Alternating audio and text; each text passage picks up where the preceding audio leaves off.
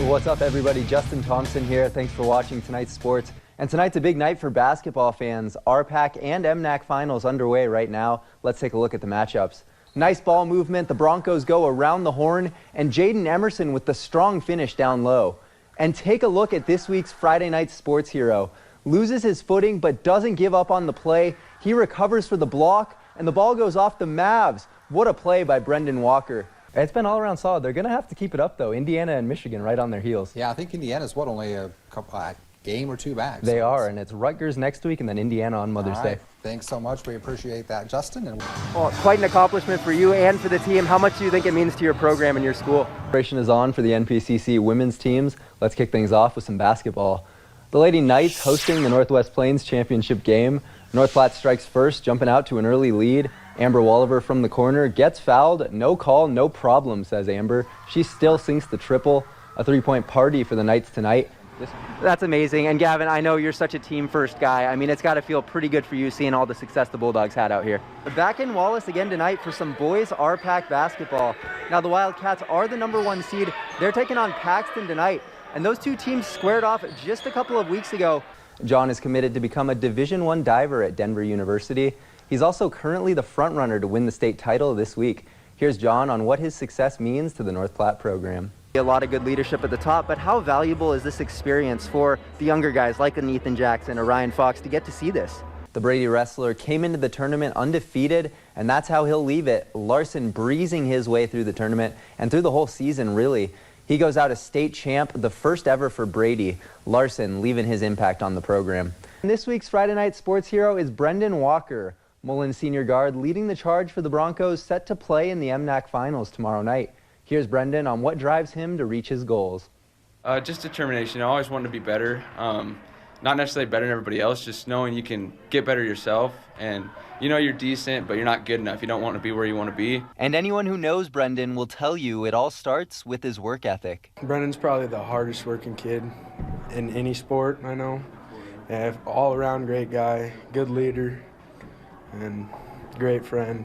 But the journey hasn't always been easy for Brendan. An injury his sophomore season and losing one of his coaches to cancer, all contributing to the life lessons he's learned from basketball. I'd say it's taught me, obviously, adversity, like you said, and being able to get through the hard times and having fun while you do it. Everybody thinks it's about winning. It's about having fun and being with your friends and knowing how to get through that stuff with them and not just by yourself. Brendan believes he can lead Mullen to a state title in his final season as a Bronco, and that confidence is one of his defining qualities. He's a great talent, but he's also very humble about it. And, you know, it shows in his leadership. He doesn't get frustrated too easy. He just stays within himself, and he makes people around him better. I'm Brendan Walker, and I have what it takes to be a Friday night sports hero. Just a few fights later, North Platte native Ted Neslin made his debut in front of an electric home crowd. Neslin withstood an early attack from Imperial's Logan White. Ted worked White against the fence, and when he had him dazed, Neslin unleashed a flurry of punches. Ted told us earlier in the week he thought he'd be nervous for his debut, but the love from the hometown fans quickly erased any fear he might have felt. It's good, man. Like I've been training for this. This is my third attempt now at a debut, so I finally got to get it in and get the first one out of the way, and it felt great. Later in the evening, hometown hero Taylor McKeeman provided some fireworks for the fans. Certainly one of the more exciting moments of the night, McKeeman executes the takedown perfectly as the home crowd roared in support. It didn't take long for Taylor to work his opponent into submission and improve to a 7-3 overall record, McKeeman getting it done in style. It was definitely a different energy than I've ever experienced so far here. It seems like the crowd just gets better and better. I think everybody's realizing what we're putting together and what we're trying to do for the city of North Platte. We're trying to put them on the map and let people recognize that this town produces some of the baddest dudes on the planet. And now we get to the main event. Former Bulldog wrestler Jason Scott seeking to defend his flyweight title and keep the belt in North Platte. If you couldn't make it out, the crowd was chanting Jason, and they were there to support the hometown kid anytime he was in a compromising position. The matchup didn't disappoint. This was one of the few fights of the night to make it out of the first round. Scott's wrestling background and ring IQ definitely coming into play in this one as his opponent put up a good fight. But ultimately, Jason comes out on top. The pride of North Platte forces the tap out with the death grip. I love fighting in North Platte. The crowd here is insane, especially tonight. Tonight was packed with people. So was her team.